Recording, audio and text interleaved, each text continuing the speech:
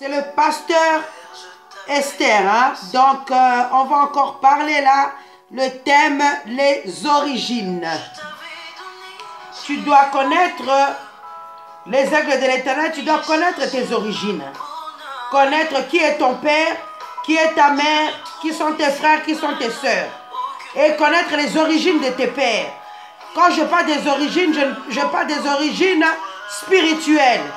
Est-ce que ce sont des chiens, des dragons, des nyokas? Ils sont de la famille des serpents anciens? Ou ce sont des sirènes? Ou ils viennent d'où? Il faut connaître toujours ses origines. Parce qu'au départ, avant de recevoir Jésus-Christ comme Seigneur et Sauveur, on était des animaux. Donc en recevant le Christ, nous devenons des humains. C'est pour cela que c'est vraiment important. Car avant que tu sois aujourd'hui ambassadeur ou ministre, n'oublie pas tes origines. Tu étais qui avant d'être ce que tu es aujourd'hui? Même si tu as de l'argent, tu es dans la gloire aujourd'hui, mais n'oublie pas d'où tu viens. C'est très important pour la délivrance. Car si tu connais d'où tu viens, tu sauras que tu n'es pas un papillon. Parce que les papillons changent tout le temps des couleurs. Ils ont plusieurs couleurs, tu changes tout le temps. Tu peux commencer à changer plusieurs femmes, plusieurs pays, sans connaître où tu dois te fixer. Donc c'est très très important de connaître tes origines. Pour ne pas changer des femmes comme des chemises. Ou des hommes comme des chemises. Donc connaître quelle sera la fin.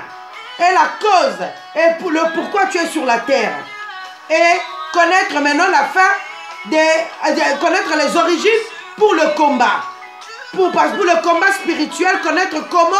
Quand je parle de combat spirituel, c'est-à-dire la bataille avec le diable. Et nous, donc il y a dans la famille, connaître ta famille.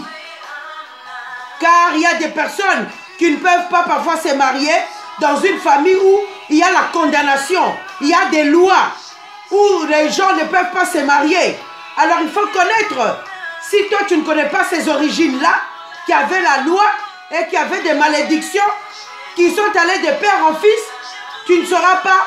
Quand tu es dans ton mariage, tu n'auras que des divorces. Mais quand tu connais les origines qui a eu cette loi, tu vas briser la loi au nom de Jésus qui t'empêchait de te marier et tu vas te marier dans la paix, dans la joie au nom de Jésus. Et ces condamnations seront brisées au nom de Jésus. S'il y a des limitations, il faut connaître tout ça spirituellement. Il faut savoir les réalités des origines. Surtout quand on a accepté Jésus-Christ et persévérer avec Jésus de Nazareth. Persévérer avec le Christ. Comme la femme cananéenne, comme toutes ces femmes sunamites et les Marie-Madeleine qui ont persévéré avec Jésus de Nazareth et mourir parce que le Christ est mort pour nous donner une nouvelle vie.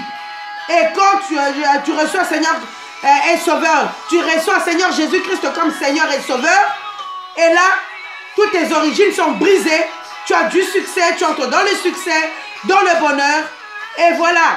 Et la condamnation est brisée. Car il a dit dans Colossiens 2 qu'il est venu effacer toutes nos condamnations. Au nom de Jésus, que Dieu vous bénisse, pasteur Esther. Que Dieu vous bénisse.